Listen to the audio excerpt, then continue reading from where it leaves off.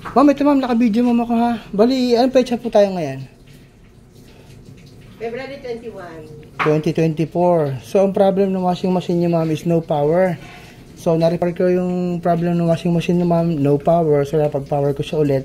Ma'am, katibayan to ng 3 months warranty mo sa akin. 3 months warranty. Ayan. Ma'am, basta 3 months warranty. Malinis, tumatakbo yung washing ko. Opo, ayan. Ipopost ko to sa FB ha. Kasi yung mga iba, ang binabalikan nila yung post ko. Halimbawa, let's say, nagka-back job. Kuya, ito yung ginawa mo nung ganun pecha. Ayan. Ako naman kasi binabalikan ko naman talaga. Nasa text naman natin. Tsaka katibayan din po ito ng trabaho ko sa'yo, di ba? Okay, sige. Oy, salamat ha. Sabi ko nga mo sa inyo, no power. Pero ako, nirepair ko yung problem. Hindi ko sinabing palitan yung board, di ba?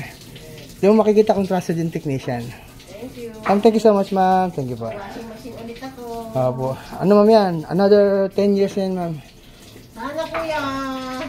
Totoo yun, ma'am. Palitan tayo ng palit sa sira kung may kailangan palitan.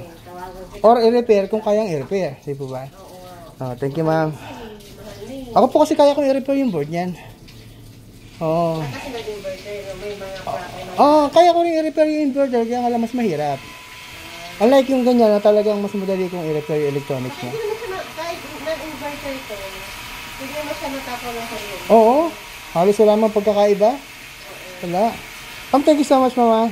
Thank you, Thank you. kuya. Thank you po.